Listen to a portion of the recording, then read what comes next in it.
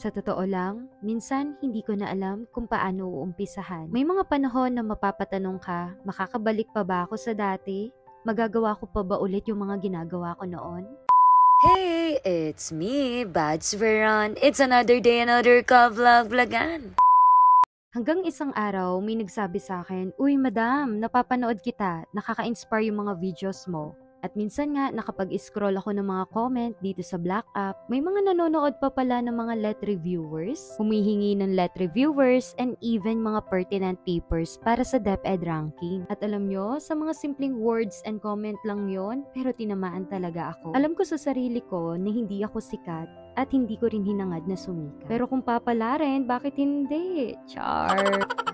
At sa totoo lang, sinimulan ko nga ito parang hobby lang, para sa saya, para sa memories.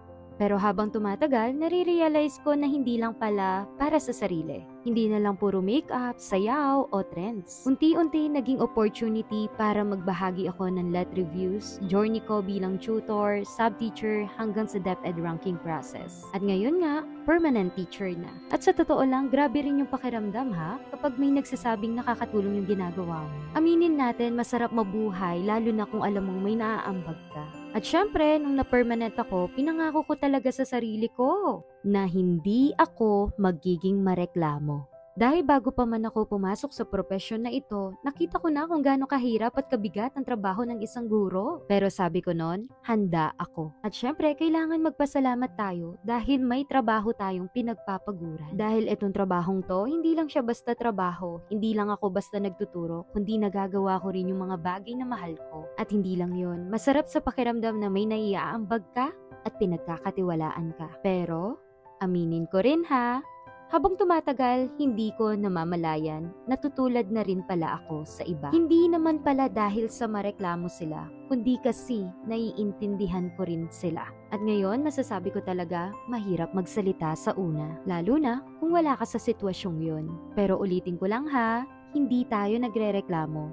Kundi gusto ko lang sabihin sa inyo na naiintindihan ko na ngayon yung pagod, yung stress, yung dami ng trabaho na sabay-sabay.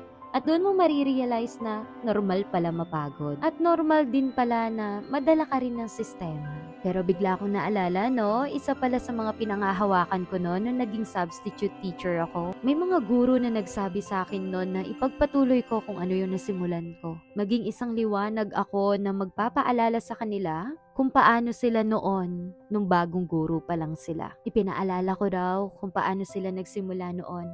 At paano yung puso nila sa pagtuturo. Dahil sa totoo lang, wala namang trabahong hindi nakakapagod. Sabi nga nung isang principal na nakilala ko, that is part of growing up. At dahil nga pinili natin itong profession na ito sa kabila ng mga nakikita at naririnig natin, muli gusto ko pa ring ipakita na masayang magtrabaho. Lalo na kung ginagawa natin ito mula sa puso. Dahil kapag iniisip mo na hindi lang ito para sa sarili, kundi para makatulong sa ibang tao. Kapag alam mong may ambag ka, at higit sa lahat, kapag iniisip mong ginagawa mo ito para i-glorify si Lord. Dahil totoo naman, may saya, may satisfaction, pero may kasama ring pagod, stress, doubts. Lahat ng ito ay parte ng journey natin. Pero sa dulo, makulay. At kapag makulay, ibig sabihin nun, may buhay. Hindi ka lang basta nabubuhay, kundi nabubuhay ka. Alam mo ang dahilan kung bakit ka nandito, and you know what is your purpose. Ngayon, 1 taon na ako sa DepEd at kahit minsan nararamdaman kong nawawala ako sa track, aminado ako. Alam ko na binabalik ako ng Diyos sa basic na buhay na gusto niya para sa akin. Because life is not my own anymore. Kaya magtitiwala lang ako. Dahil kailanman, hindi niya ako pinabayaan. Sa mga panahong hindi ko deserve, binigyan niya pa rin ako ng pagmamahal at pagpapala. Kaya sino ako para sumuko? Sino ako para hindi ipagpatuloy ang nasimulan? Wait lang, pero hindi ibig sabihin nun ha, nag-aas pa rin naman ako ng taas sweldo. Char! Totoo naman kasi, siguro mas masarap magtrabaho kung tama ang pasweldo. Char! Kaya sa lahat ng kapwa ko guro, oo, normal pong mapagod, normal pong mag-doubt, pero sa dulo ng lahat, my joy. Kasi we are not just working for ourselves, we are working with purpose and for God's glory.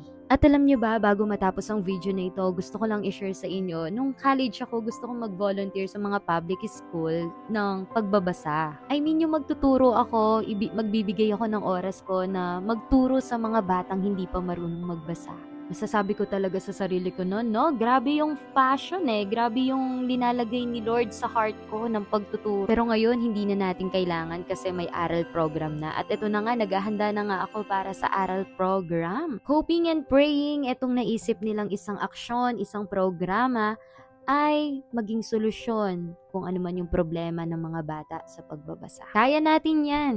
Basta may kasamang dasal at puso sa pagtuturo. Praying po sa ating lahat na bigyan pa po tayo ng maraming kalakasan at kaalaman. God bless us more po. Thank you po!